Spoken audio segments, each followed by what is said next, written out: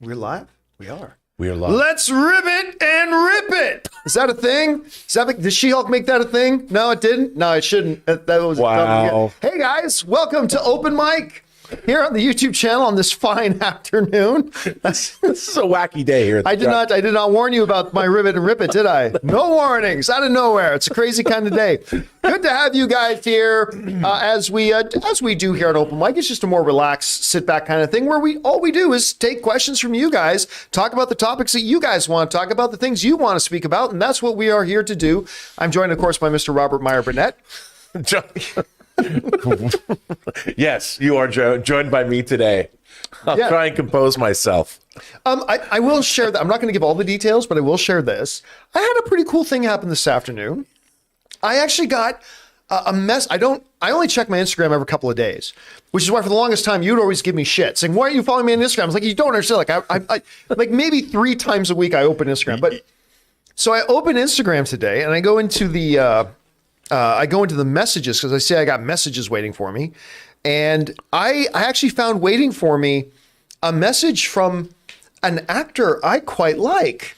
You should like him. Yes, and you like. And, he kicks ass. And I was like, wow. And it's just, just little things every once in a while kind of brighten your day. It's like true. we had a good show this morning, you, me, and Christian. I thought that was a great show. Yeah, it went really well. Even though Ray kicked my ass at a game once again. Ray, listen. Pulled it out at the end and I knew the answer. Every freaking time that we do a game, every time, Ray's like, "Oh, well, I'm going to suck at it. Oh, I'm so sorry to the person I'm representing, blah, blah, blah." He wins the majority of the games. And he pulled it out again today.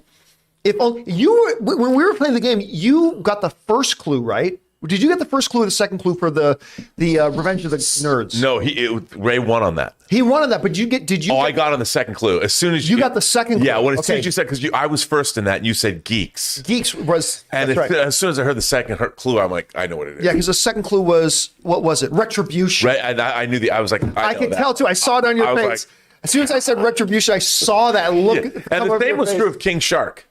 Before you said Stallone, when you said Jaws, I was like, and then I knew exactly what it was. Yeah, the question was already around. So for those of you who didn't watch the show this morning, we did a movie Password, and I knew, so King Shark was going to be our thing, and I was struggling with what was a first clue that could possibly give somebody even the remotest chance, just on a one-word clue, to get King Shark. And Suicide. I said Suicide, so I immediately thought everyone's going to think Suicide Squad and then probably pick a random character. I said Peacemaker.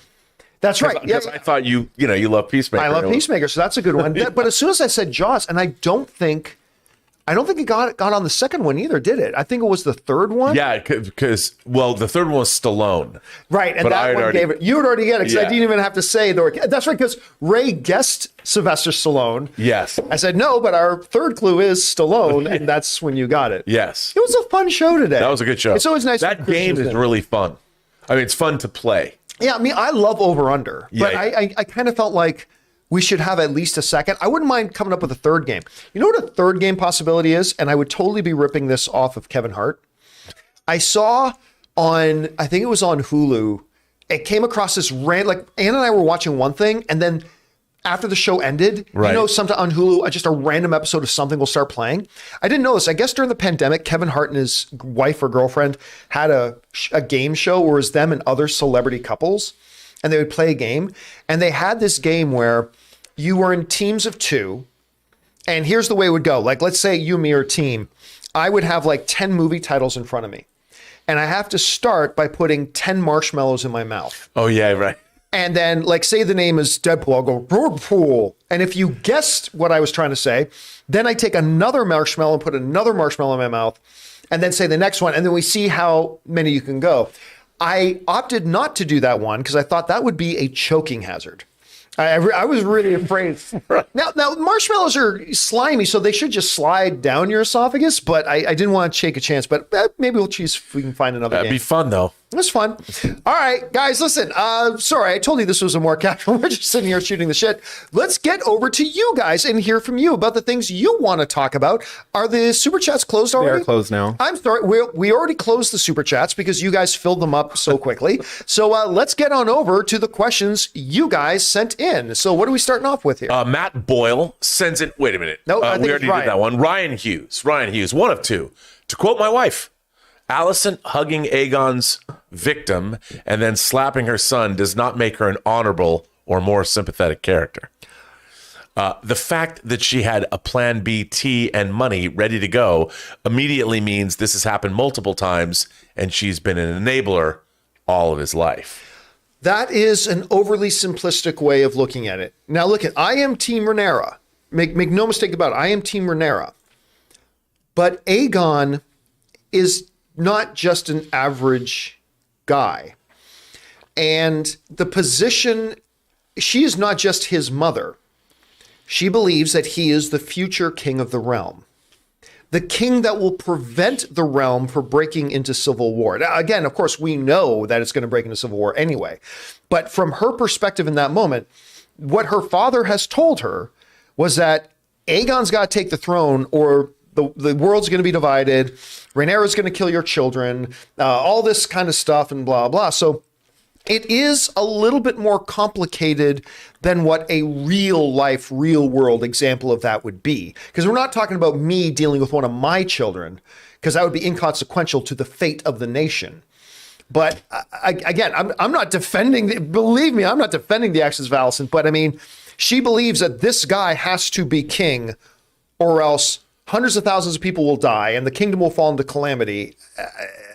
She's a flawed human being doing the best she can. Well, also, I would say that you can't judge in terms of the class system and the wealth system and the system of how people work in those days. If you want to base it on medieval, but remember, no, it's not those days. This isn't actually history. This is a fairy tale world, right? It's a fairy tale world, but it's it is based on European history.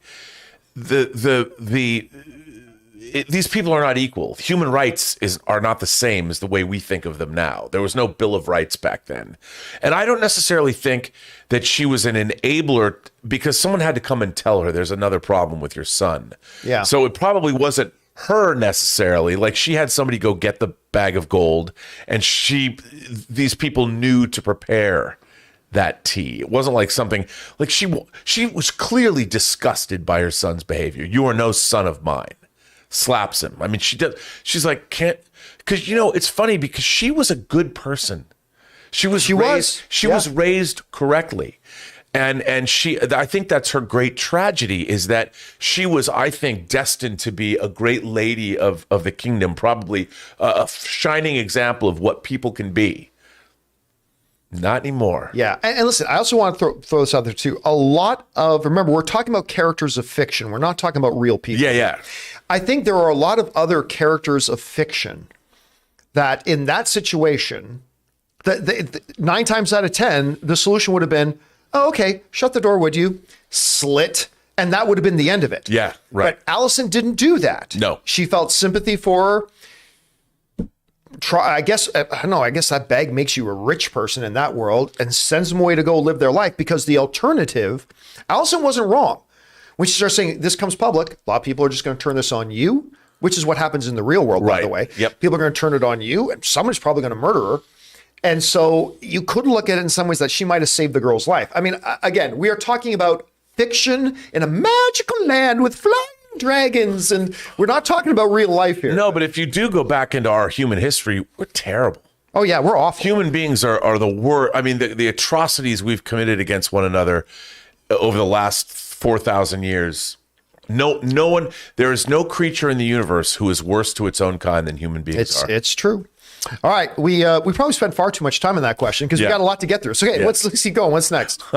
Randall Cartwright says, I like Andor, but it doesn't feel like Star Wars to me. Maybe because there are no aliens in any scene, not even in the background. It's all humans. I mean, look, I don't disagree with the statement. This doesn't feel like Star Wars.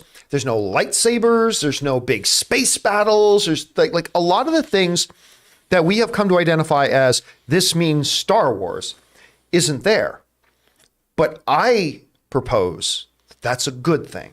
We have expanded, because remember, I've always complained that Star Wars is a reality filled with billions of galaxies, untold numbers of worlds, and all this kind of stuff. And there should be other kinds of stories being told.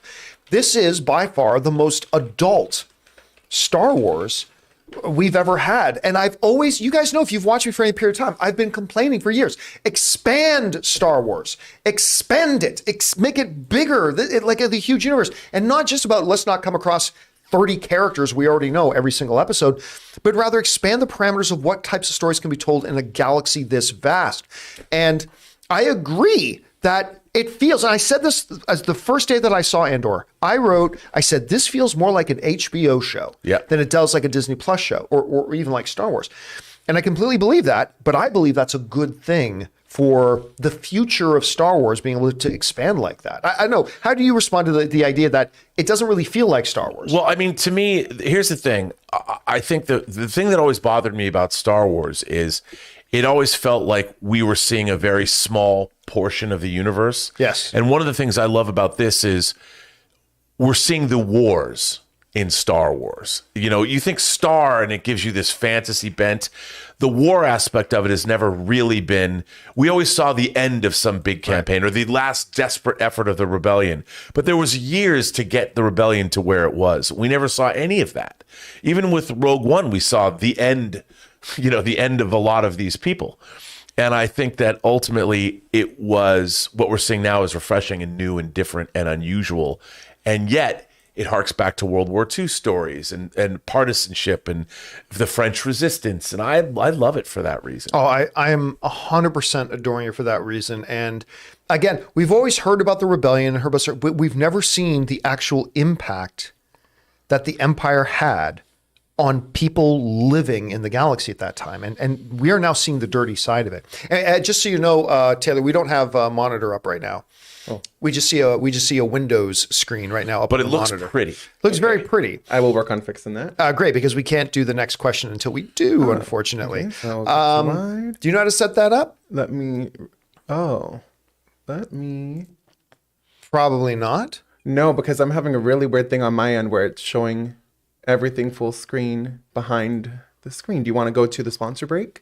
Well, actually, yeah. Why don't we do that right now while we try to get this fixed up? So, guys, we're going to take a second and thank the, Andor's trying to clean up the mess in the universe. The guy's trying to clean up the mess down in your pants. Our friends at MANSCAPED. Oh, my God. We want to take a second and thank the sponsor of today's video, MANSCAPED. Now, guys, I love MANSCAPED. You've heard me go on and on about the Lawnmower 4.0 and that body wash. I love it so much. And so we got to ask, guys, have you started your spring cleaning yet? The carpets need cleaning, the drapes need dusting, and your lawn needs mowing, gentlemen. And you guys know MANSCAPED is more than just one product. They have a whole lineup of products to help you guys feeling, smelling, and looking your best. And so MANSCAPED is proud to present to you the Performance Package 4.0, which is the only tool that you need to keep your boys looking, smelling, and feeling good this spring. Now, to start off with, you get the Lawnmower 4.0. Guys, we have talked about this. What is wrong with us? Why have we for so long been using these terrible tools that were never meant for cutting our hair down there? The razor clipper things on our electric razors. That's barbaric, guys. You need the Lawnmower 4.0. And then there's the Weed Whacker. You guys have heard our own Ray Ora talk about this thing. He loves using it to get that hair in your nose and the ear hair. And then they offer lots of other stuff like the Crop Preserver. It's an anti-chafing ball deodorant and moisturizer. The Crop Reviver. It's a spray-on toner for your balls. And of course, they've got the perfect grooming tool for your face with the Plow 2.0, the perfect razor for the finest shave on that face. So guys, get 20% off plus free shipping with the code CAMPEA. That's CAMPEA at manscaped.com. That's 20% off and free shipping with the promo code Campea at manscaped.com. It's time to throw out your old hygiene habits and upgrade your life. And thank you to our friends at MANSCAPED. Guys, in all honesty, ever since MANSCAPED became a sponsor of the show, I've been using MANSCAPED's products Guys, they're great. I don't know how else to say it. They're great. Ray even borrows, well, but not borrows as he returns them. But he's taken some of the products away from me. They're really, really good stuff. I highly encourage you to go down in the description if you're a guy, or if you got a guy in your life, go down into the description below and check out the stuff at Manscaped. All right, let's get back over to it. What's next? Daniel Vakura says, I'm not interested in just Shazam versus Black Adam, and Shazam needs to be, I'm not just interested in Superman versus Black Adam, and Shazam needs to be involved. I know Rob mentioned that Superman needs to fight someone, but it doesn't need to be Black Adam with great Superman stories. This is the challenge, though, Rob, and I've had this discussion a lot with my fellow Superman fans. About like there are a plethora of but how many of those stories would actually translate well onto an actual live action screen? And I know most comic book fans think any of their favorite comic book stories would easily translate over, and you and I both know that is simply not true. No, and it is more challenging than people. In Black Adam, you have a very tangible character that you can very easily pull something like that off. I know. How would you respond to that? Well, I totally agree with you. I mean, look, the obvious choice, you could go to Brainiac, you could go to Mongol. There's so many different Superman villains, but the thing is, you'd have to set those up. And now you've got a movie with a movie star in Dwayne Johnson, a character that has deep roots in the DCEU, a character that is fueled by magic, a character that can kick ass, and it's somebody who is a great charismatic foil for Superman, who, by the way, you could believe that Dwayne Johnson could kick Superman's ass. I mean, we know Superman's pretty much invincible, but Black Adam also has, like I would say, mystical powers. So I believe that if you're going to have them fight, you already have a Black Adam movie, however that's going to go, that set that character up. And you can immediately jump into the story that you want to tell. If you bring in another villain, somebody we don't know, some of your movie is going to have to set that character up before you can set them at odds with Superman. Right. What they cannot do, though, I like Batman versus Superman. I like that movie. I'll tell you straight up, I like it quite a bit. But you cannot do what they did in Batman versus Superman, where you have, Batman and Superman going to fight, but then a bigger bad is going to show up and they'll have to unite forces to fight the bigger bad. Yeah. If you're going to have Batman or if you're going to have Superman and Black Adam fight, you got to have, that's just it. They resolve their differences. Superman wins. They resolve the differences. They come to a mutual understanding of each other and then move forward. But you can't just do what they did in Batman versus Superman, which is, looks like Brainiac is here. Now we got to team up and fight him. I don't want to see that. I don't either. You know what I mean? All right, what's next? Daniel Vakura goes on to say, Superman could fight the elite, which thematically is like Kingdom Come with the new brutal heroes and less people, or Brainiac, Metallo. Kingdom Come is too big and is a hard adaptation to do right now. Well, Daniel, I think that's true. But like I was saying, you don't do a direct adaptation of Kingdom Come. Themes from it and bring just like Civil War was not Civil War, but they took themes of Civil War and brought it in. And all the characters that Daniel mentioned are good, but then you have to set them up. No one knows who Metallo is. Well, and elite, I would argue I don't mind that so much, because when the opening crawl of Star Wars started, we didn't know who Darth Vader was, and yet he still ended up being. Oh, of course. No, I totally agree with that. But what the thing about a Superman movie is, what I also want to see about Superman is, how does Superman deal with being Superman?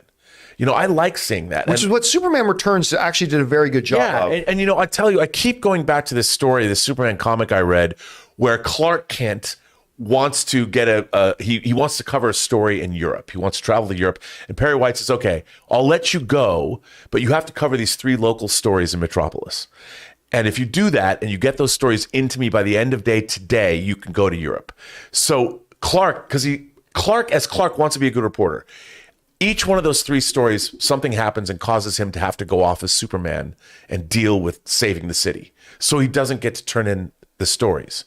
And he's bummed. But then Perry calls him and says, thanks for submitting the stories. And Lois submitted the stories for him, knowing. And so you get to see Clark's life as a reporter, because he takes, like, the Adventures of Superman TV series always had Clark Kent like scooping everyone. He was a badass reporter, even though he was Superman too. And I love that.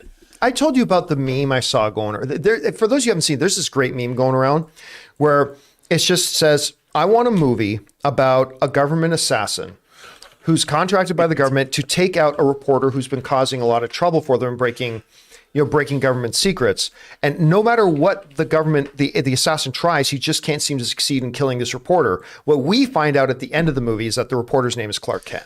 And so it's almost like a comedy as well in the way. I mean, I'm still all on board with I love that idea. I love it. All right. I love it. I love it. And he has to make sure that he thwarts the assassin without letting the assassin know he's super powered. No. I mean, it doesn't even, it's just like the assassin poisons his tea. He drinks it, nothing happens. Yeah. He leaves a poisonous steak in his bed. Nothing happens. He thought he had the perfect lined up shot. There it is right there. I want to see a comic about the CIA trying to murder Clark Kent and making it look like an accident.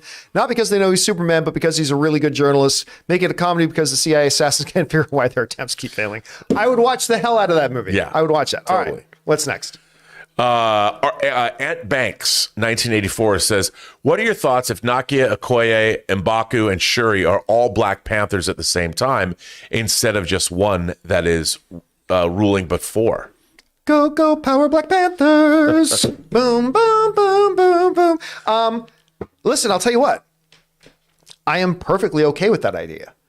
I don't mind the idea if several of them are Black Panther alone at different points in the movie. Yes. I have no, because remember, the idea of Black Panther is the protector of Wakanda. And Black Panther is not necessarily the king or monarch of Wakanda. We saw in Black Panther itself that T'Chaka was king while T'Challa was Black Panther, right?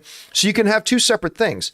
So if we get a point where Shuri puts together 4 of these suits and, because there's such a big threat, there's never been a threat like this to Wakanda. If it's done right, and let's face it, it's Ryan Coogler. So if they do this, it will be done right. I'd be perfectly okay with it if it works. Me too. I mean, again, anything can work if the story's good. Yep, if you write it right. Yeah, if you write it right. I trust in Coogler. All right, what's next? Glenn Mark, our friend Glenn Mark, says, does it figure that the relocation of the whole Rings of Power production to England might factor into the long hiatus between seasons? It should not, unless you are a company that doesn't know what you're doing. This stuff is stuff that should have been in motion with other units of people preparing and everything while season 1 was being done.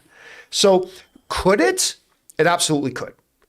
Should it? It absolutely should not. Apparently they say they've known this whole time they were going to do season 1 in New Zealand. Yeah. They were going to move production over there. So all that stuff should have been preparing and being in the work. So I would imagine a lot of it might have to do with the writing, but you'd think they would have all the scripts done. It's been years. I know. It's been years. The script should be done. All right. What's next?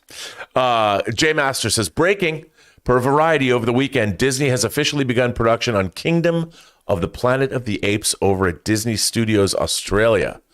Yeah, we saw a number of the people who have been cast in the project as well. Again, listen, I'm not going to be facetious. I'm not excited about this.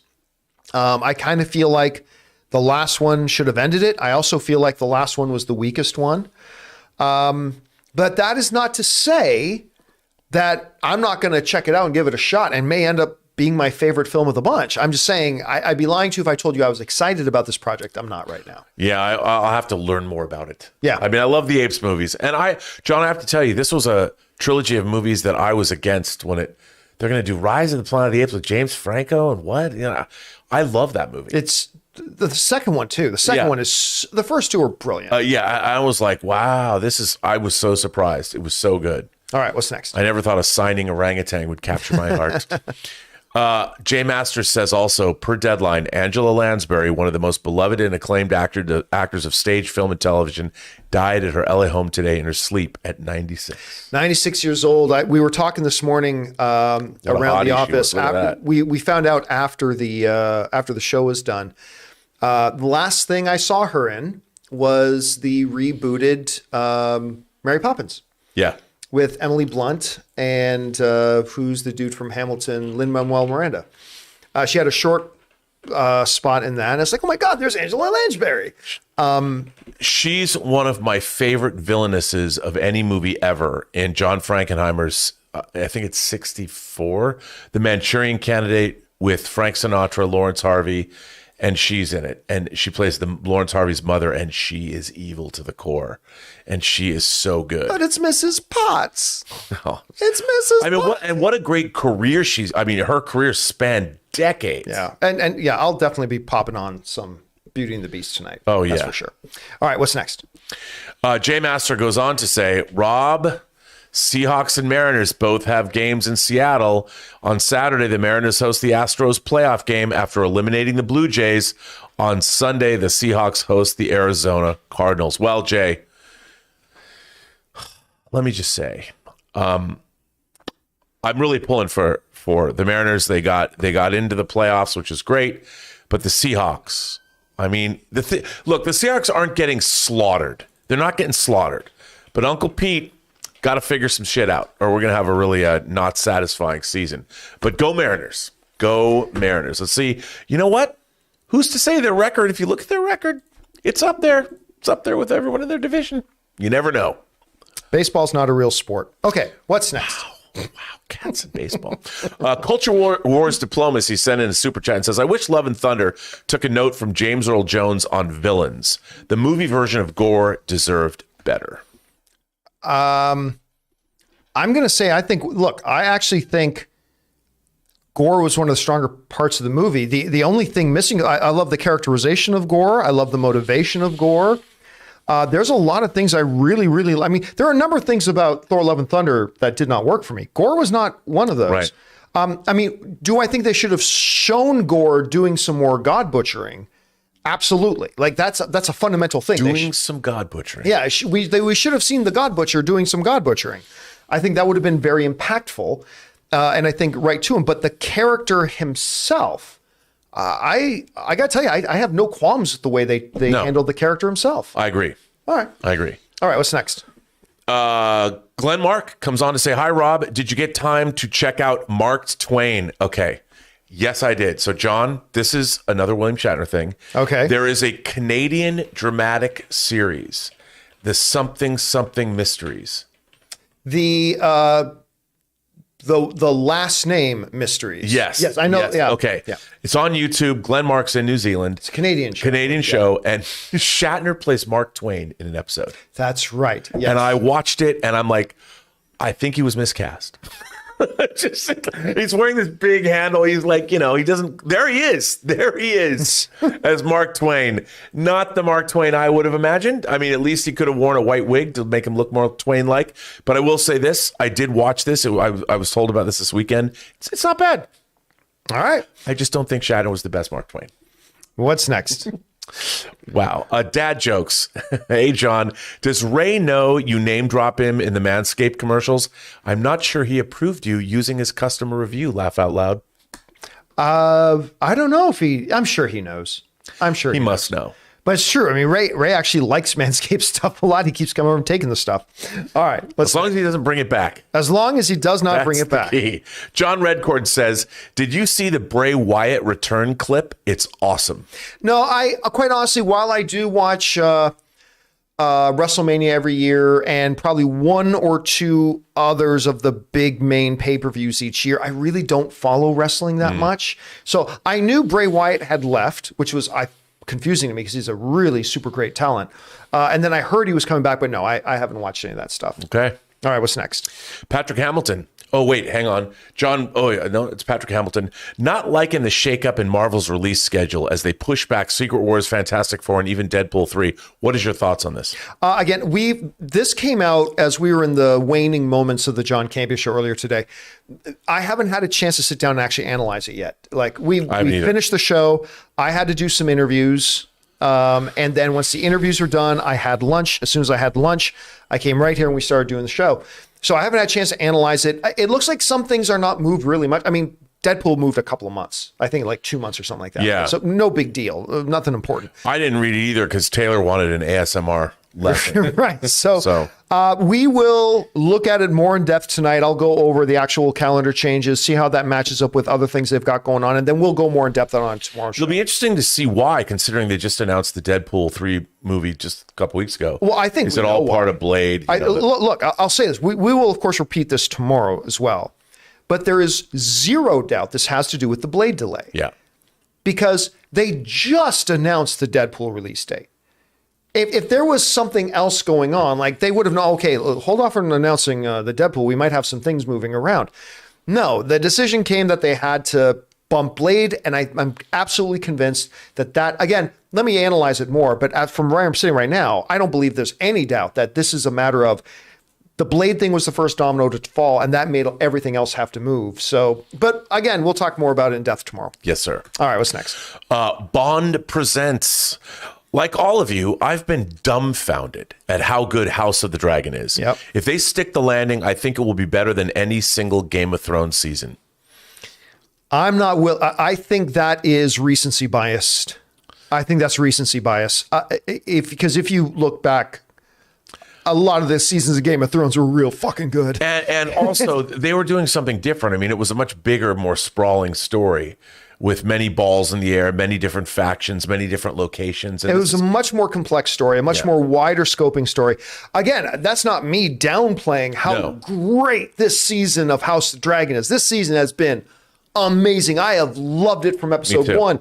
But again, I get it. There's the whole Janet Jackson, what have you done for me lately kind of thing. And it's easy to look at what's right in front of you and forget that there's a reason Game of Thrones became the most pop culturally successful and predominant series in the history of television. And yeah, let's not forget the greatness let us not allow the greatness of House of the Dragon that's right in front of us make us forget to just how good Game of Thrones was. Yeah. So I'm not ready to go there, me personally, but it's all subjective. If it does for you, that's the important thing. All right, what's next? Jay Bling says pushing back Marvel release dates was a smart move, in my opinion. When they announced their initial schedule at Comic-Con, it seemed like too many movies and shows in too little time. Well, they didn't think so, and they still don't think so. I'm telling you, this move has nothing to do with any of that. This move has to do with the fact that, and this is the problem with the interconnectedness of the MCU.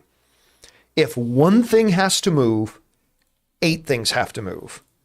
Because clearly something is supposed to happen in Blade that requires these movies to come before it and these movies to come after it. And if Blade's got to move, then we got to move this. And all of a sudden you get, and then, well, maybe if we make this one little change in this thing, maybe these 2 don't have to move, but these 3 others will. Yeah, they were very comfortable with their release schedule. Yep. I was very comfortable with their release schedule, but obviously when something like Blade has got to move by a year, it's going to cause a ripple effect. Yeah. All right, what's next? Daniel Vakura says, I'm hyped for The Rock to drop a "that's not going to work on me, brother" on Superman. I'm booked to win and I have creative control. Just kidding. A little wrestling verbiage there. Yeah, there you go. I mean, listen, as long as The Rock understands that you can come out and promote and say there's a new hierarchy in the world of DC. Okay, that's great. But in professional wrestling, The Rock knew when to take bumps. And he knew when it was a match that he had to put somebody else over. He knew when, Mick Foley had to win that match. He knew tonight Stone Cold's got to win this match. He better know that Superman wins that fight. I mean, because it's Superman. That being said, because if Dwayne Johnson pulls one of these, well, I'm Dwayne The Rock Johnson, I'm the biggest movie star in the world, and I say Black Adam wins that fight, I'm going to lose a lot of my fandom for Dwayne The Rock Johnson. Yeah. I'm not going to lie to you. I probably will. But again, his professional wrestling background, where he knows sometimes the most important work that you do as a professional wrestler is when you lose well. I remember hearing him tell this story. They were talking about Stone Cold Steve Austin was celebrating some kind of anniversary recently. And Dwayne The Rock Johnson put out this video talking about Steve Austin. And he says, I will never forget the best education I had in professional wrestling was, I think it was Steve Austin's last match. If I'm remembering the story right, and I might be wrong, but if I'm remembering it right, it was Steve Austin's last match, and Steve Austin was a champion. He had to lose the title to Dwayne The Rock Johnson. And Steve Austin being Steve Austin, he went out there, took the bumps, took the hits, put The Rock over, and put his, like, they have a say, the wrestlers have a saying that you go out with your shoulders on the mat. Like, that's your responsibility. That is your legacy as a wrestler. That when it's your time to leave, you go out not winning, standing up holding the belt. You go out on your back with your shoulders pinned so you can put the next guy over. And he said, I learned so much that night when Steve Austin rolled out. He goes, and when I pinned Steve and the ref was counting 1, 2, 3, he said, I whispered in Steve's ear, I said, I will never forget you, brother. You've taught me so much in this business. I love you. And the ref gave the 1, 2, 3. Rock raises his hands. So be that Dwayne The Rock Johnson. He better bring that education into wanting to have Superman fight Black Adam. He better bring that. I've never heard that story. That's I like that. It's a great story. That's great. I love that. That's story. really good. All right, what's next? Really good. Walter Whitewalker says, have you guys heard the 1918 Gustav Holst symphony, The Planets? Way before its time. John Williams must have been influenced. Come on. Dude, one of my favorite symphonies of all time. Mars, the Bringer of War. By the way, everyone, you don't know that you've heard this. Everyone has heard Mars, the Bringer of War. Dun dun dun dun dun dun dun dun dun dun dun dun. Okay. Dun dun dun dun. You know, And that's from 1918? Yeah. And it's great. And they've used. I think we should just do the rest of the show with you reciting. Well, they use that in so many movie trailers. Cliff Idleman's score for Star Trek VI, The Undiscovered Country, is very much influenced by The Planets. Holtz is The Planets. Like even the opening, go to YouTube and watch right now the opening credits of Star Trek VI, and you'll hear that music and you'll know exactly and by the way, John, when I first got a CD player, there was a company called Telarc and all they did was put out digital recordings of classical music. And that was the first time I owned The Planets, which I had the Telarc CD. I must have played that CD a million times. All right. What's next? Good call, by the way. James Argenta, James Argenta says, with Hera being in Ahsoka, over or under 40%, she will be in Andor in season 2. Over or under 20%, we hear Mon Mothma's speech declaring war on the Empire from Rebels. Well, we talked about this before because when you look at the timelines of when Rebels was happening and you look at Andor being 5 years before the events of Rogue One, they line up. So right now, as we are watching the events of Andor unfolding, somewhere in the galaxy, there's a Twi'lek pilot named Hera Syndulla who's piloting a ship with a former young Jedi and all this that's going on right now. And they should just be meeting, why am I freezing on the name of the kid, the main kid in Rebels? Ezra Bridger. Right about now, they should be meeting Ezra. So it is possible. Dave Filoni is not involved in this series, so I don't think they'll do that, but I would not be shocked or surprised if we did find at some point, we do see some Rebels characters. Because again, the timeline does line up, right? But we never saw the Rebels characters interact with Cassian Andor. So, and as far as Mon Mothma's speech, maybe, maybe near the end. All right, what's next? Future Millionaire sends in a super chat and says, hey, Rob, did you ever watch the movie Gandahar from the 80s and have you a copy? Looks interesting. Any thoughts? You know what? I don't know this movie. I've never heard of Gandahar. I don't know what it is. Gandahar, is it an Indian film? I don't know the movie, honestly. And I don't have a copy of it. All right, now I have something. I see you learn something new every day. Every day. Daniel Vakura says, the She-Hulk episode 9 teaser shows the rematch almost 15 years later. Hulk versus Abomination in street clothes. Cue Monty Python, and there was much rejoicing. Yeah, I wouldn't get my hopes up. So it was on social media. They did this quick little preview of it, and there's literally 4 frames. 4 frames. You see Bruce winding up, and he's in street clothes. I mean, he's Smart Hulk, and he's in street clothes, winding up, and Abomination is also in clothes, and it looks like he's winding up, and they're taking swings at each other. I would not get my hopes up about some big Abomination Hulk fight. I think it's probably going to be something comedic. It looks like they're at some kind of party.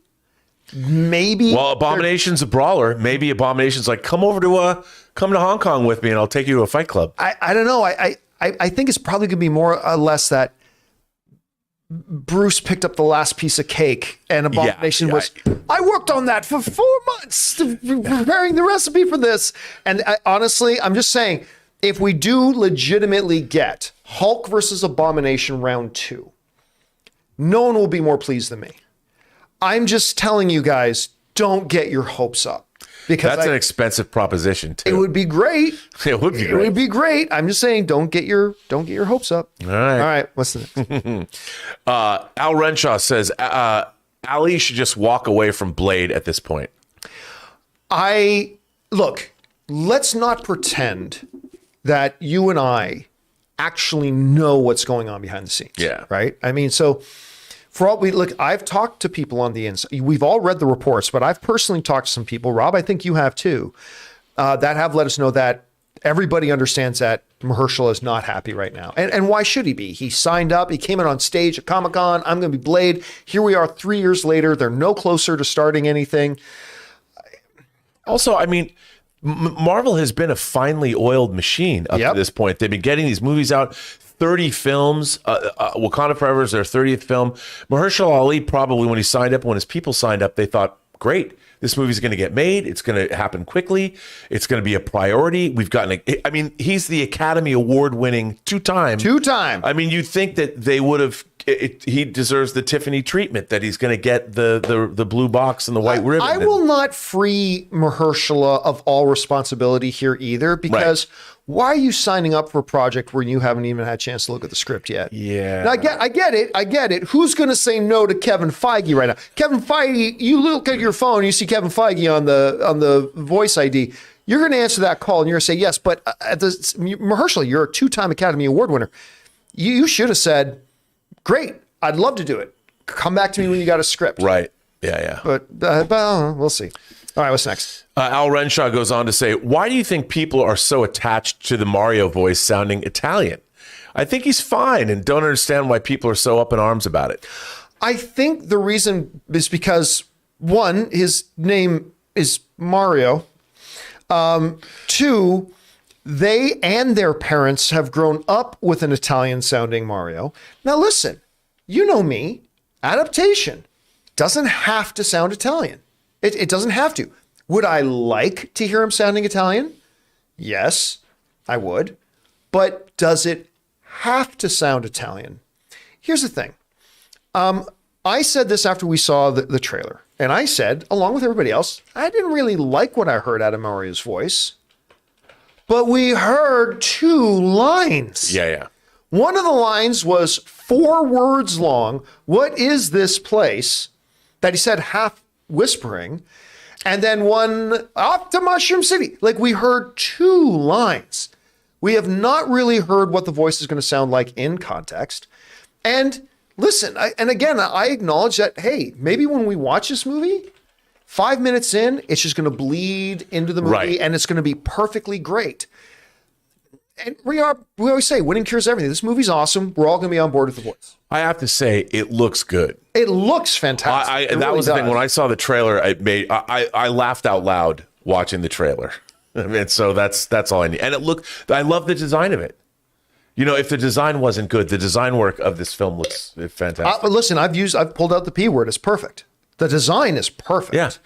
And again, nobody more than Giovanni Bertano Campea II wants. You almost did that with an Italian accent. I try not to. Almost. But nobody more than Giovanni here, in case for those of you who don't know, that is actually my real name. I am Italian. Nobody wants to hear the Italian voice out of Mario more than me. But again, does it have to be? No, it doesn't have to be. It can work being done another way. Let's see. And again, like I said on the main show, they could pull a Sonic the Hedgehog here.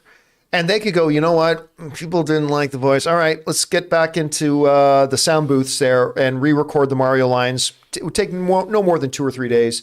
Re-record the Mario lines in a slightly different dialect, and then let it go. It wouldn't be hard for them to change it if they wanted to. Yeah. All right, what's next? Sam Fisher says Marvel moved 5 movies each like 6 months. Well, Deadpool's again. Secret Wars is a long way. Like 10 months. I haven't sat down we gotta get into it. to actually chart out how everything. But Deadpool was only, I think, less than 60 days, if I'm not mistaken. So I'm not so worried about that. Again, we'll analyze this more and talk about it more in depth on tomorrow's show. Yeah. We know we got a big one to go through tomorrow. All right, what's next? Motassem says theory. Aaron Taylor Johnson isn't playing Kraven because of the recent leaked Madam Web pics. That's not Tahar Rahim. Your theory's wrong. We saw footage at CinemaCon of Aaron Taylor Johnson in Kraven. Not a lot, but they did show us some. But stuff. I mean, in Madam Web, could that be Kraven? No, when you look, I mean, listen, if nobody had told me otherwise, and I just looked at that picture cold, I would have thought, just like most people, I would have said, that's Aaron Taylor Johnson. But then when I brought up the dude's actual profile, oh no, that's that dude. Yeah. With the right haircut and everything like that, he could look very much like Aaron Taylor Johnson. But that's the dude they're saying it is. But hey, I'm very much looking forward to Kraven. I really, really am. And so, and this Madam Web, I had very little interest in it. But once you and I started hearing what this story is probably going to be about, you and I both were like, wait a minute, that could be really good. Really interesting. So, yeah, we'll see. All right, what's next? I want it to be good. CJ Rebirth says, lemon in the tangerine truck had me dying. I don't know what we're talking about. Is that Bullet Train? Is that Bullet Train? Lemon in the tangerine truck? I don't know. Oh, well, Lemon was the name of one of the characters. Yeah. Yes. But the tangerine. The very, very end. Oh, it's the end part of it. Yes, the end. Yeah. Yes, because listen, I'm not going to give away spoilers, but something happens at the end of the film where at first I was like, I didn't really. Now I'm like, oh yes, now it's all dawned on me. So you saw the movie, right? Oh yeah. Okay, so there's something I won't spoil, but something happens at the end of the film, like right near the very end of the film, that had me cross my eyes and going, oh come on, that's a little too convenient. And then after the movie ends and they start doing some post-credit showing you things, they show what happened from a different perspective. Yeah. And I went from, come on, that's stupid, to, okay. Yeah. By the way, these two as brothers, I want an entire spin-off movie of just these two guys. I could see that happening, actually. Their chemistry together was so bloody good. Yeah. It was so good. I loved both of them in this great. movie. All right, what's next? Sam Fisher says, one of my favorite YouTube channels, Cinema Therapy, just did a 2-part series comparing the depictions of DID in Split and Moon Knight, dissociative identity disorder. Highly recommended. That's interesting. You know what? I watched that. Yeah, I've never heard of the only therapy channel I know of is Unbox Therapy, which is one of the biggest tech channels out there, by a good Canadian kid, by the way.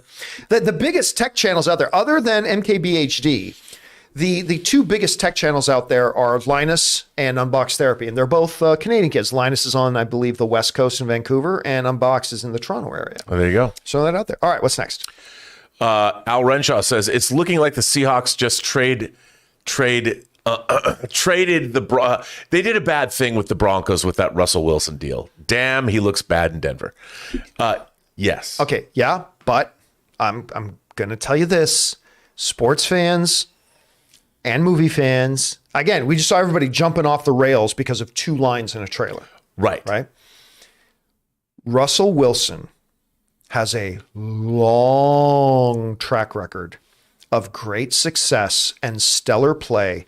And oh, by the way, he's got a ring on his finger. And he's been to Super Bowl more than once. He's taken his team to the Super Bowl more than once. This dude is a great talent. Now, word just came out after the last game that he's actually suffering from a torn something or other that he's been dealing with this season. Look, all I'm going to say is this. What are you, 5 games in? Pump the brakes.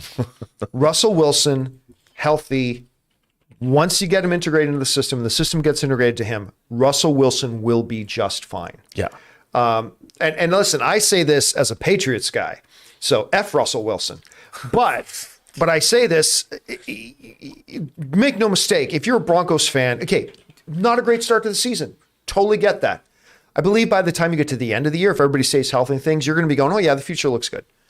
I think because I'll tell you what, when the Patriots lost Brady, and we made when I say we, the Patriots made the idiotic decision to sign Cam Newton. There was an opportunity on the table for them to get Russell Wilson.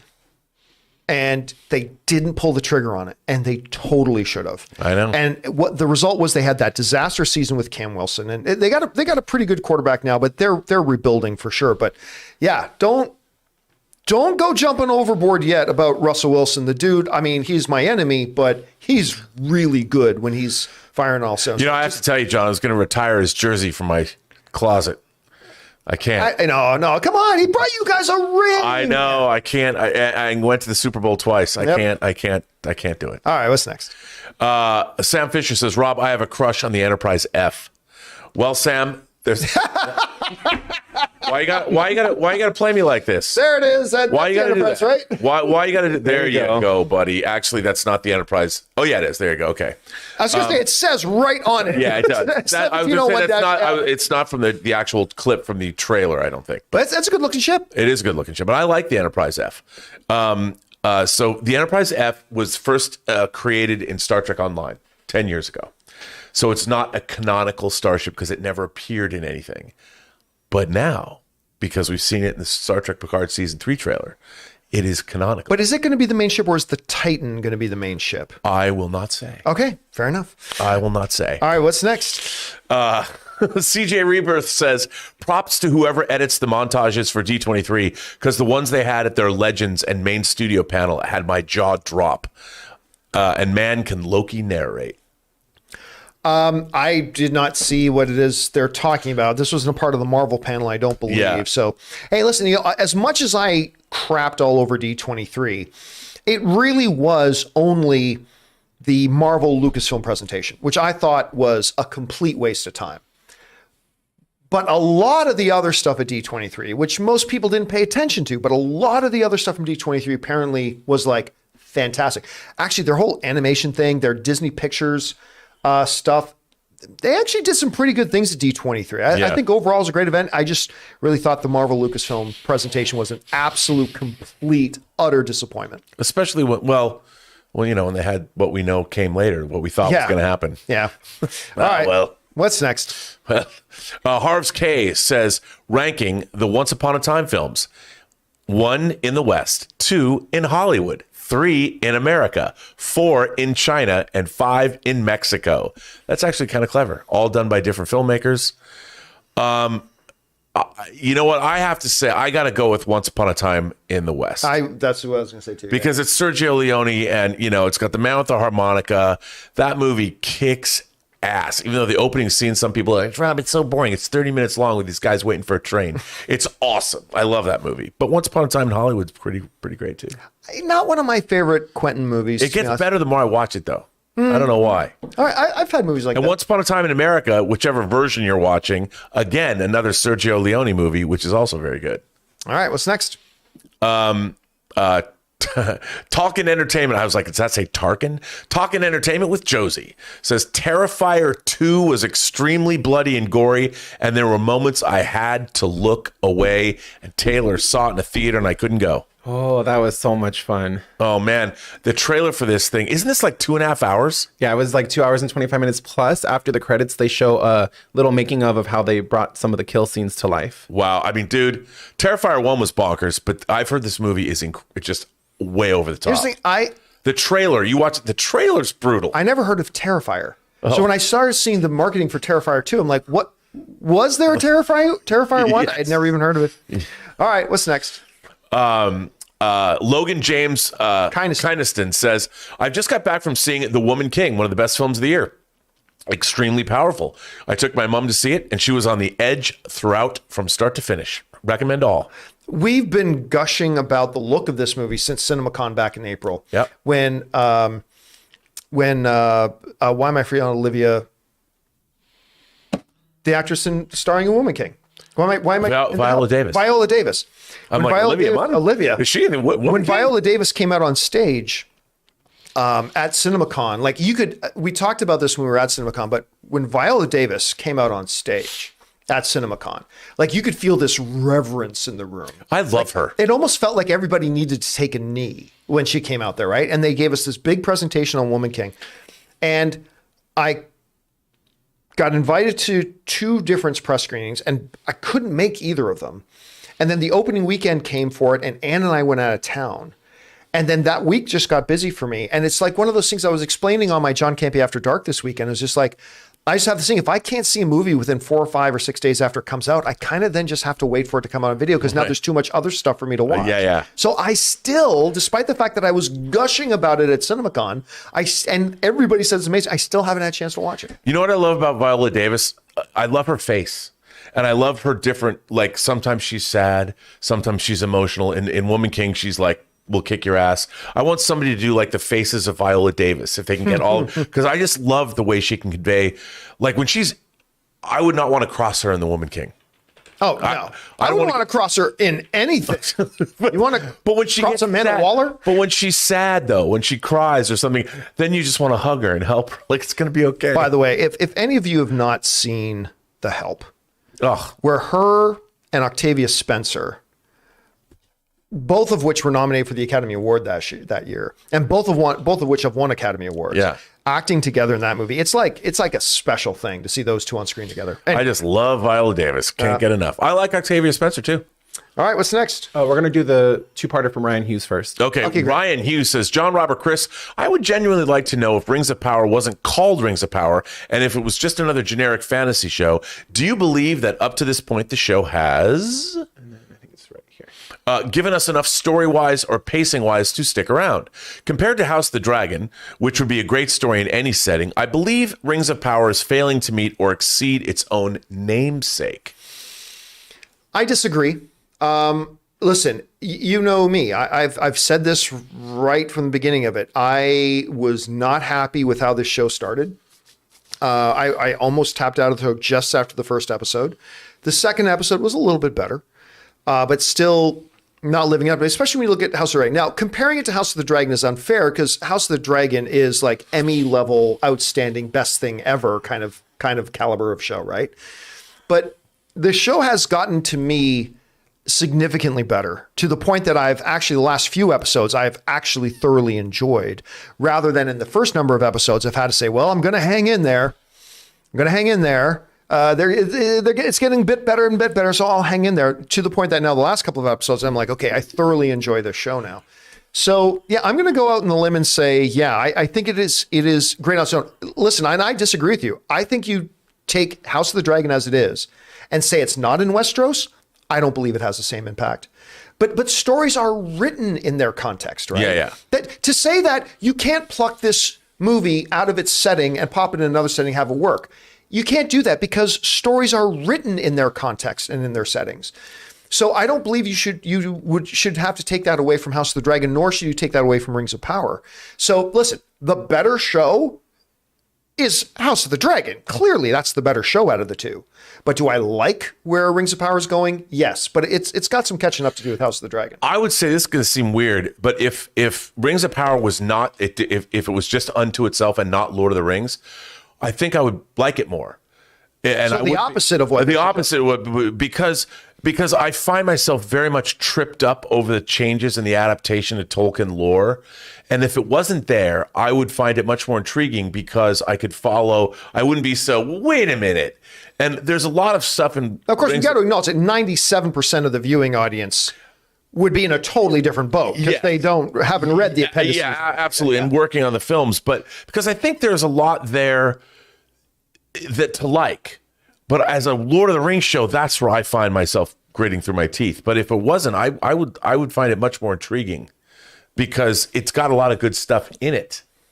And at least it's beautifully made. It is gorgeously made. It is beautifully made. All right, what's next? Daniel Vakura says, I have a feeling the original Deadpool 3 script was scrapped. But how likely do you think the OG plan prior to the sale with a road trip Rashomon-style film with Deadpool and Wolverine remains the plan? I don't know that I believe that was ever in the plans, to be honest with you. I don't know that was ever in the plans. I've heard the stories. I've read the reports. I just don't know that I believe that was the plan. Look, from what I've heard, that those I even told you those videos were supposed to play maybe at D23, but a deal wasn't completed yet. I think that there probably was a Deadpool script without Wolverine. That's what they developed, and then that was something that came up. Even though they always wanted to do it, they couldn't make it work or whatever because it's been a while since we got the last Deadpool movie. All right, what's next? I don't know, though. I have no idea. Fangblaze71 says, besides the Avengers movies, what are some of your guys' favorite final battles in the MCU? Some of my favorites are Shang-Chi, Iron Man 3, and Civil War. Shang-Chi. I mean, most people like Shang-Chi, but even a lot of the people who love Shang-Chi will say, the ending was a little CGI heavy. But listen, I completely disagree. I was so wrapped up in the fantasy and mythology of that final battle with the dragon and the Dweller in Darkness, and the final confrontation then between Shang-Chi and his father. And then, of course, the people of their mother's tribe with dragon scales and fighting these creatures, and just like I loved it. Now, of course, the final fight in Civil War between Tony and Steve and Bucky was in there too. I mean, yeah, that again. I always talk about how action without narrative purpose is just visual noise. Story was being told. Yeah. In that fight, with every punch and every move and every gritting of the teeth, story was being told in that fight. It's great, but I will go Shang-Chi. I'm gonna say something kind of weird. I'm gonna go old school. When we got to Iron Man 2, not a great movie, but remember the rest of the MCU hadn't happened. When we got to Iron Man 2, when Rhodey and Joni were back to back in their armors, fighting those drones, I loved it. I loved it because at the time we hadn't seen that before. War Machine and Iron Man fighting back to back. I mean, literally fighting back to back. Yeah. I was like, this is awesome. That was the first time I was like getting, I mean, I loved Iron Man 1, but getting for Iron Man 2 is really, I think when you go back and you watch Iron Man 2 now, it's a lot better than people remember it being. I don't know, man. It's my least favorite MCU film. Have you watched it recently? Maybe about 5 years, just before I left Collider, I sat down and watched it. Okay, So about 5-6 years. Because there's things in it I like. I just like it, and maybe it was because I didn't know if we'd ever see another Iron Man movie. It was just I mean, I love the Mark V armor. I love him. I love Whiplash cutting a Formula One car. I remember when the first trailer for it came out. It was like, because I think he's in. What is he? He does this skydiving out of the plane. It's like, you complete me. He's got Pepper there, and he's like diving the plane. You got AC/DC playing. I remember the trailer was awesome, but yeah, the movie. Yeah, I know, probably my least favorite MCU film. I know that, and Thor 2 as well. Yeah. All right, what's next? Yeah. I just like that battle. Arjun Athwal says, we have been loving House of the Dragon. However, if you had to say one negative thing about the show so far, what would it be, excluding time jumps? I have no problem with the time jumps. The time jumps to me we are now going to fast forward to the next relevant, transformative part of the story. And sometimes that may be years. So I'm totally good with that. The one thing I will say, and to be fair, this is a criticism you can levy against a lot of ensemble movies or shows, which I feel like there are some key characters that do not get enough time or development. And listen, one of the reasons why I still believe that the first Avengers movie is the best comic book movie of all time is I don't know that I've seen an ensemble movie that has somehow found a way to give 6 separate characters absolute central importance and what feels like full-fledged screen time and full-fledged their own little story arc within it, and done it as well as that. And so I guess one of my complaints about House of the Dragon would be, and I don't know how you would correct it, is that, everybody says, man, I sure could use more Daemon. Or, I mean, for me, I would love to see more of the Sea Snake. I mean, Corlys, to me, is like one of the more badass and overlooked characters in this show. Yeah. So if I had to pick out one thing that I think is a little bit of weakness, although I understand why it's there, it would probably be that. What about you? Sonya, who plays the Daemon's old squeeze, who we've seen now. Oh, yeah. I love that actress. I have a mad crush on her. She starred in Devs, and she was in the movie Ex Machina. I love her, and I want to see more of her. That's my we saw more of her tonight. Yeah, a nice little white dress of her. Please, she hasn't aged a day, by the way. No, not in 16 years, not aged a day. I love her. Oh, all right, what's next? I love her. Guzman says, Chainsaw Man, first episode's out on Hulu. I got a feeling Rob will love it. Yeah, I've heard about this. Chainsaw Man, come on. I've never heard of this. I mean, it's. I heard it was coming. Now it's out on Hulu. Got to watch it just in time for Halloween. That's quite the face. Yeah. All right, what's next?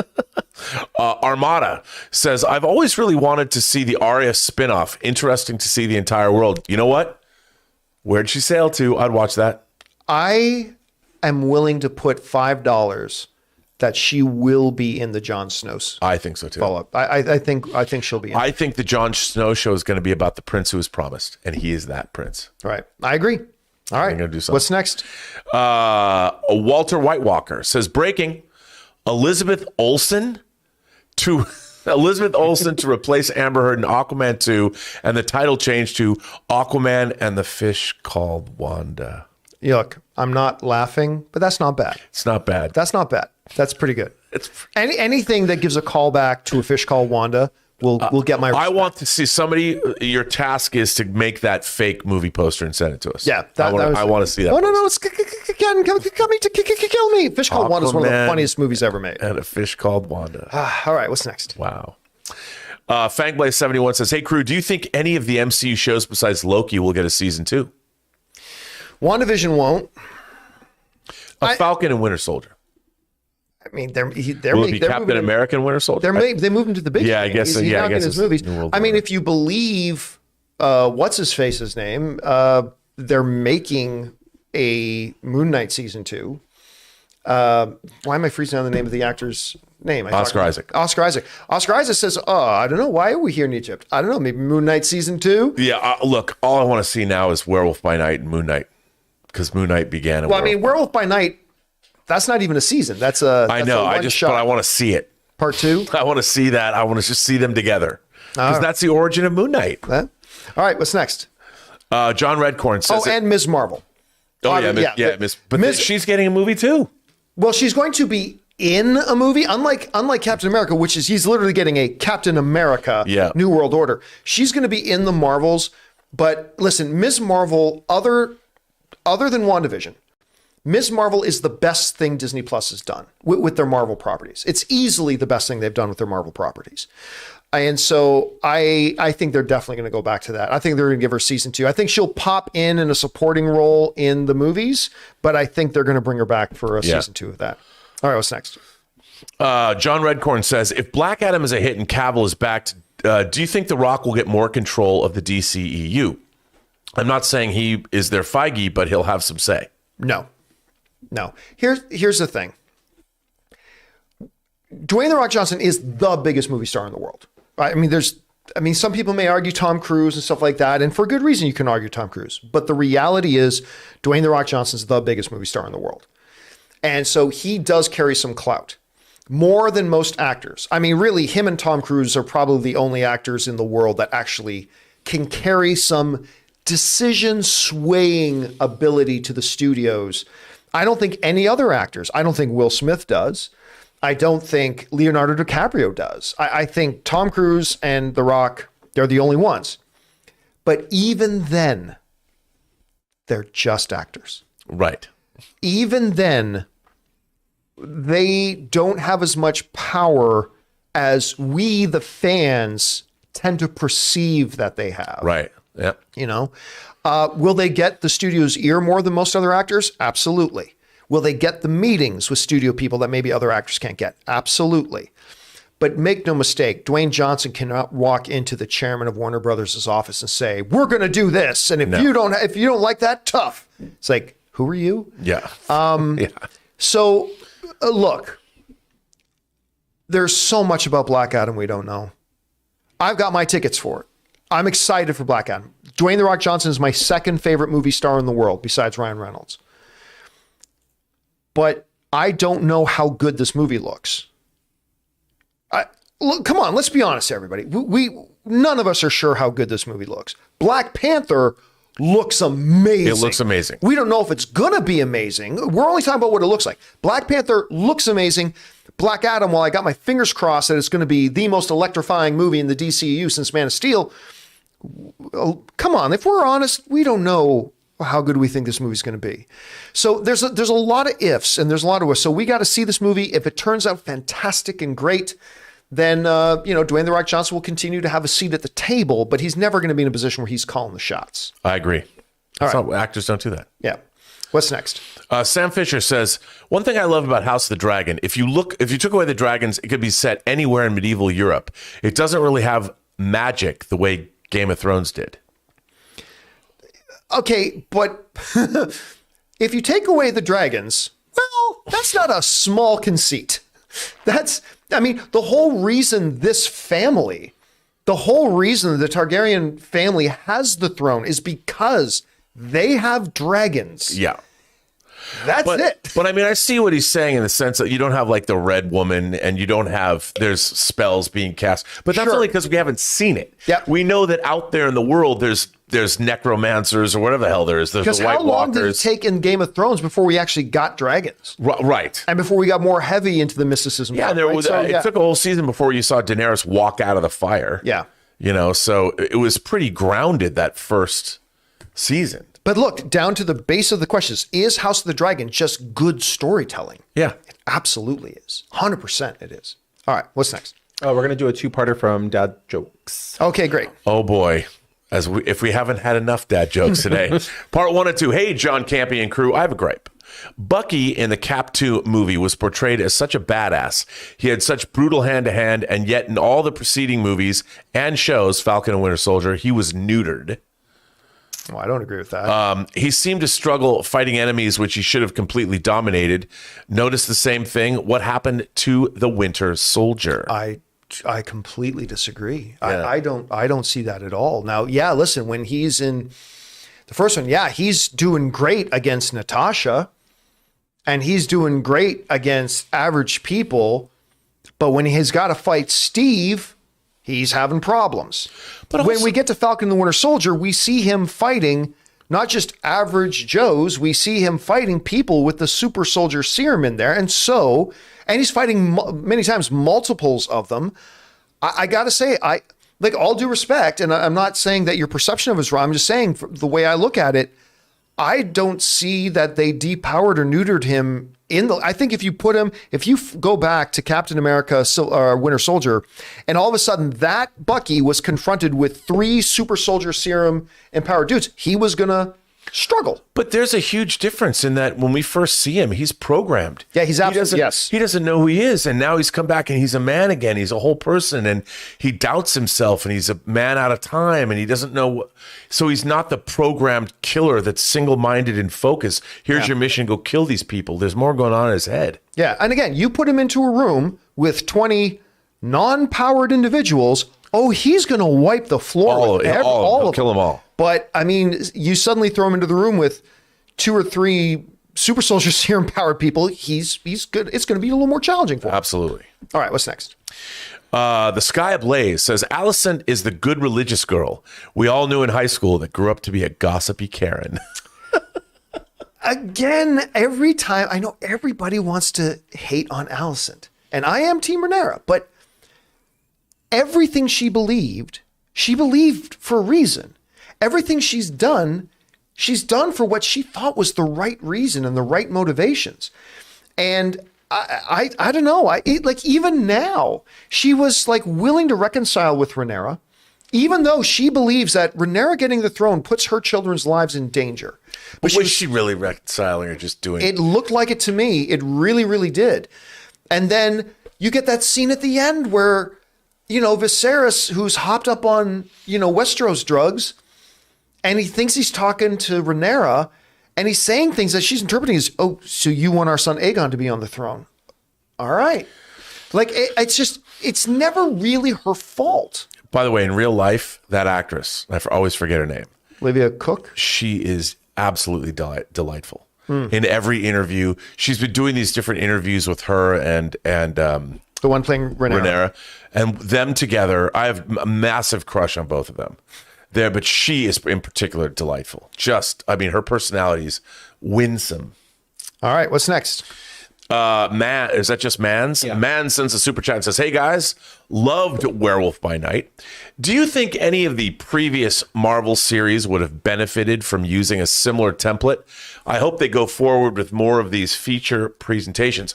Well, Mans, I got to tell you, I think that was a really interesting way to go. Look, I used to love the Marvel one-shots or that they would release on the physical media, like the one they did with Ben Kingsley in jail. Or the one they did with the Shield agent. I mean, I really enjoyed those things. And I think that I don't know if there's a Man-Thing movie that can be made because the character obviously is not the most scintillating conversationalist. But seeing him presented in that way, I love seeing The Werewolf by Night. I think it's a great idea, and it's definitely a way that Marvel, especially using Disney as a streaming service, doing these hour-long anthology shows to introduce characters is a really good idea. And I hope that we see more of it because there's a lot of Marvel characters that might not support a film or a TV show, but doing a 1-hour intro to these characters with a decent story could then allow you to use them in other shows, and people know then who they are. You know, Rob, I think they're billing the upcoming Guardians Christmas special as a feature as well, the same way that they did for... That's what I would imagine. I mean, now, that's another thing we haven't talked about.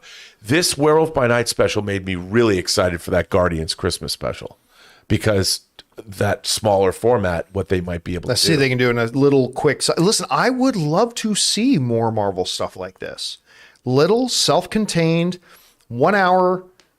things modestly budgeted, shoot rather quickly, stylize. I think they could be a lot of fun. Well, it's like I was saying with the one shots on the DVD, the special features. Those are really, really good. Especially if you do them in such a way that you don't try to overtly tie them into the overall MCU. So that way you don't have to worry about, right. You know, that way if it doesn't work, it doesn't really affect anything. But if it does work, you got this great little self-contained story that you like. Yeah. So I hope they try more with stuff like this. And it really lends itself well to the supernatural characters because they might not I don't see them they've tried to make one, but a Man-Thing movie, but as a supporting character, he's great. He's fantastic. Ted's great. All right, what's next?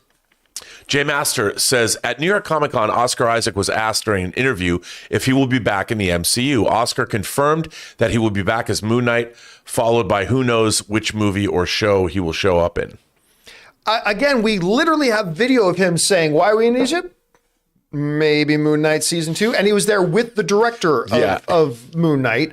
So, I mean, I think it's clear they're going to do a Moon Knight season 2. When, where, how, and if we see Moon Knight pop up in something prior to Moon Knight season 2, that's definitely on the table. But yeah, I totally believe we're going to see him again. Yep. All right, what's next?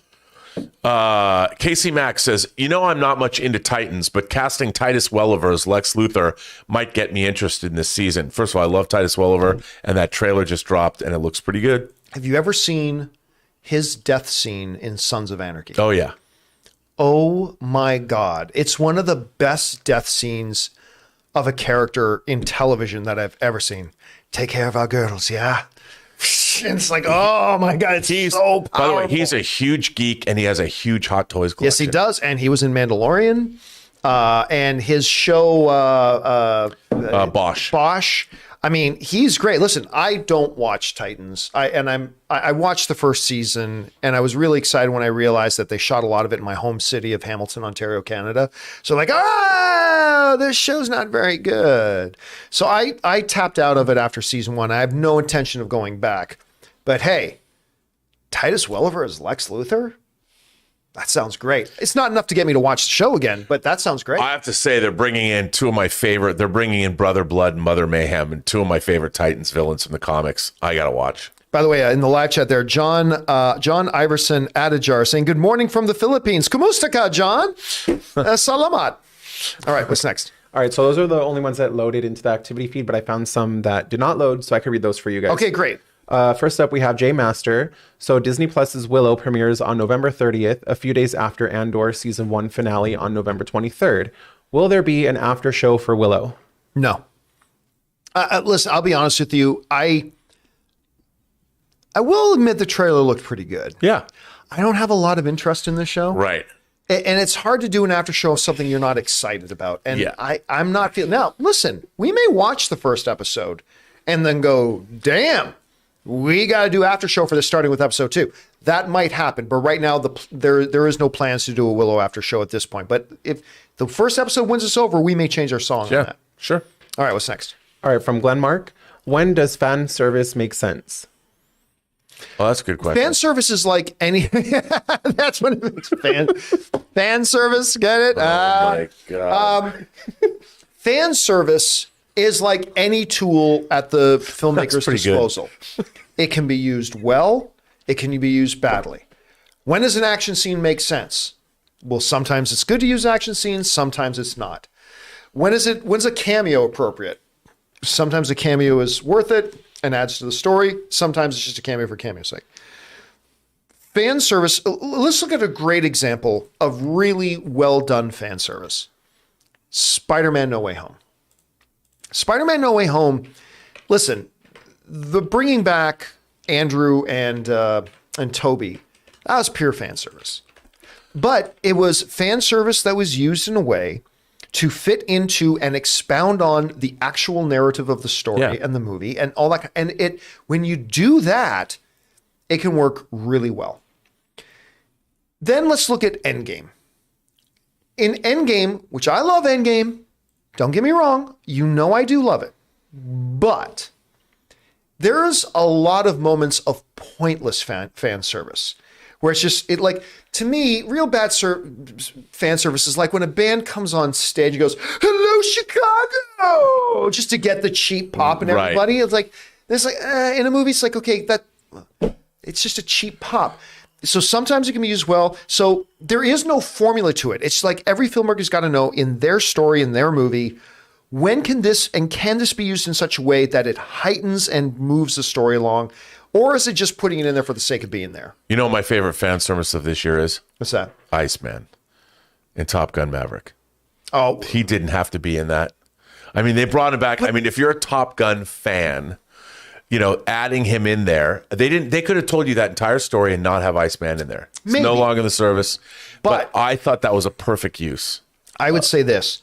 I'd say a lot of the identity of that movie is lost if Iceman isn't there, because I didn't really care that Rooster had a hard time at the academy because I had to go late. I didn't really care much about that.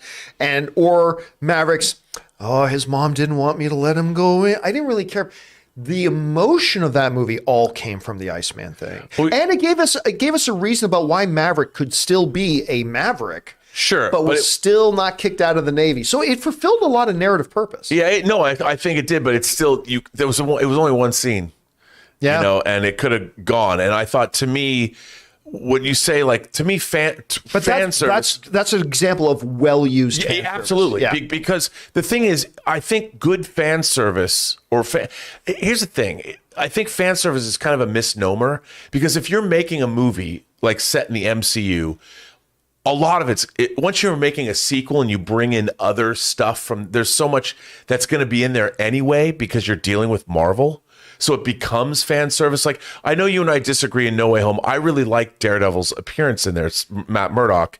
I didn't dislike his appearance in there. I thought it was really funny. It was total fan service. It was total fan service. But I thought though, but he is a lawyer, and he would be the first person to jump to Peter Parker's aid being revealed as a superhero. So to me, while it was fan service, it did make sense, even though it was only there for a brief moment. Another example of Daredevil fan service. The last episode of She-Hulk.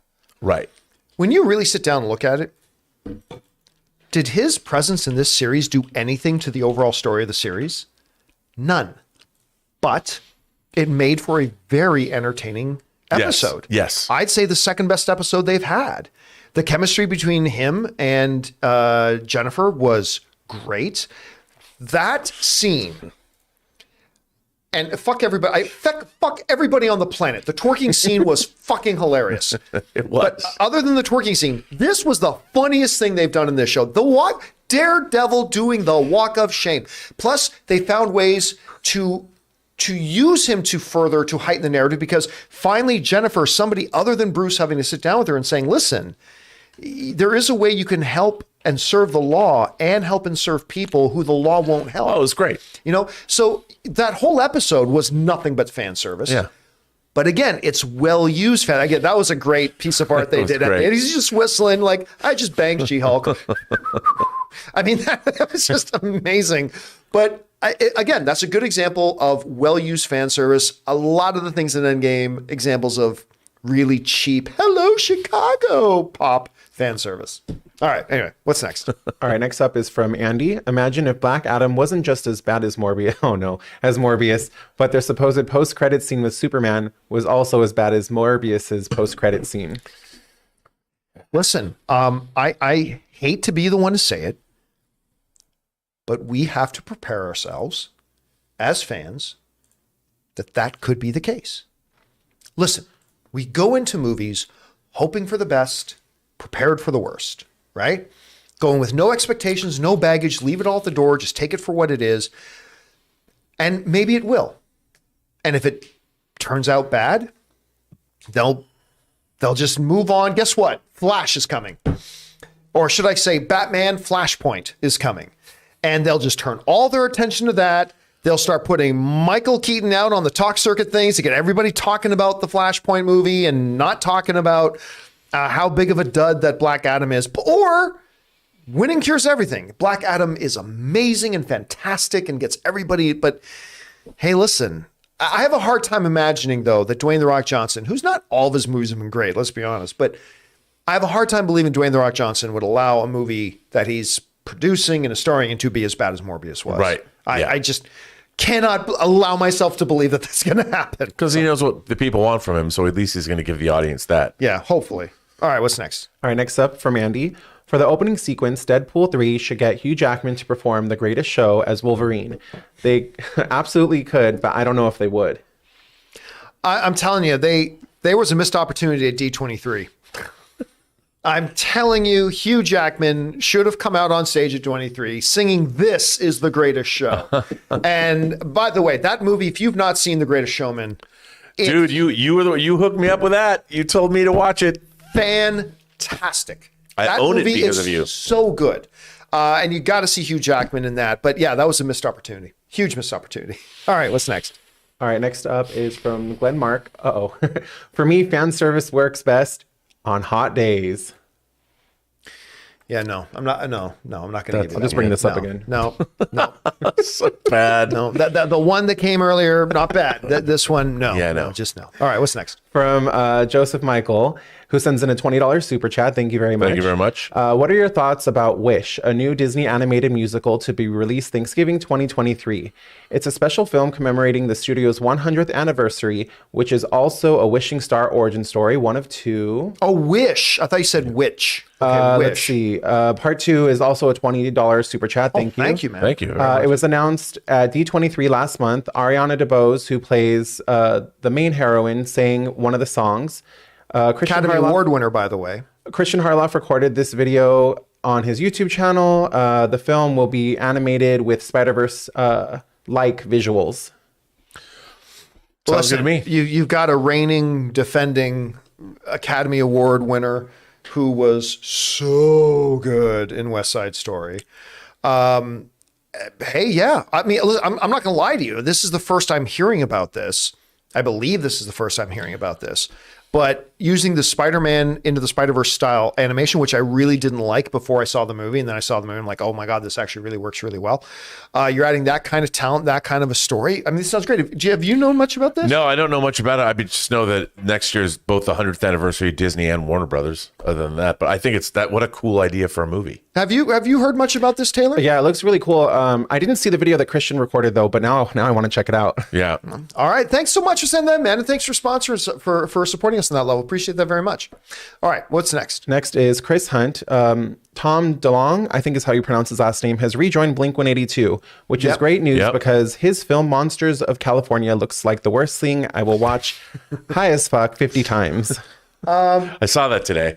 Yeah. Blink-182 is back again. My wife came, into the kitchen this morning. She goes, "Did you hear Blink-182's touring again?"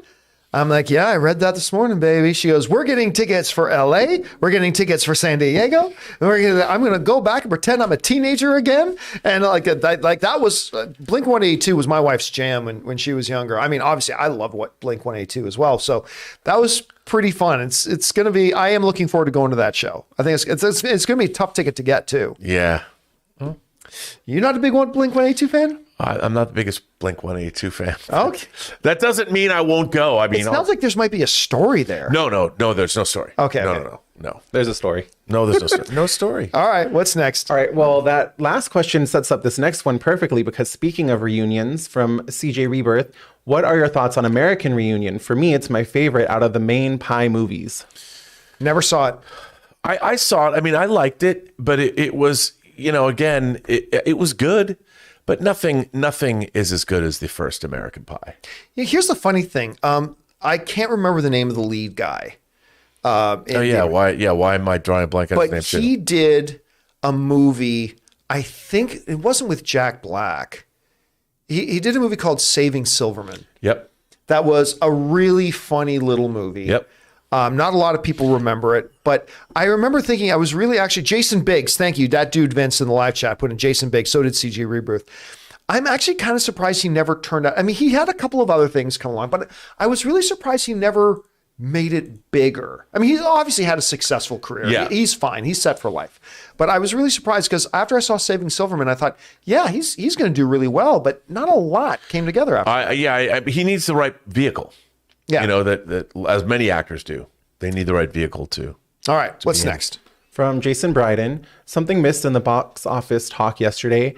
A $250,000 indie horror movie cracked the top 10 at the box office with $1.2 million and zero marketing. Any of y'all check out Terrifier 2 or will you? I have no interest in checking it out, to be honest with you. But I mean, let's call it what it is. Anything cracking the top 10 at the box office these days is not that big of a deal. Well, the very fact that we're talking about a movie can crack the top 10 of the box office with $1.2 million at the box office tells you something about the state of the box office. Again, I'm not crap talking on Terrifier 2 because I didn't see it. Taylor tells me it's very good. Mm-hmm. I've heard good things about it, but I don't think that's so. Well, I think the bigger story is horror.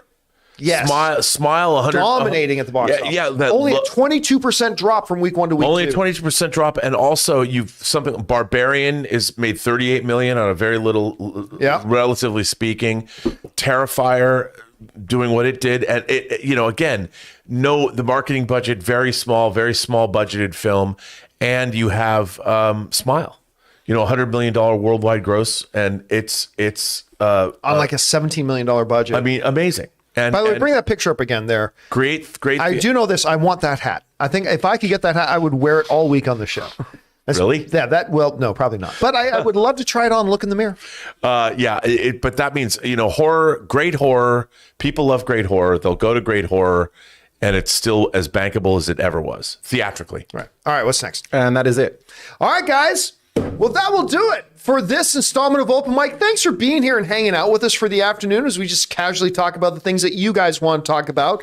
Big special thank you to all you guys who sent in the super chats. Number one, because you gave us great fun things to talk about. But secondly, you supported this channel as you did it. And all of us involved here at the show, thank you guys so very much for that support. Don't forget to come on back to the channel tomorrow for the John Campea Show. We're going to be talking about this Marvel Shuffle. Big Marvel Shuffle going on. We're going to be talking about that tomorrow. Make sure you come back for that. And and of course, tomorrow afternoon, our Andor open spoiler discussion after show. Make sure you guys come back and join us for that as well. So guys, for myself, Robert Meyer Burnett, Taylor Gonzalez, who's back there, who's been running the show today. My name's John Campea. And until next time, my friends, bye-bye.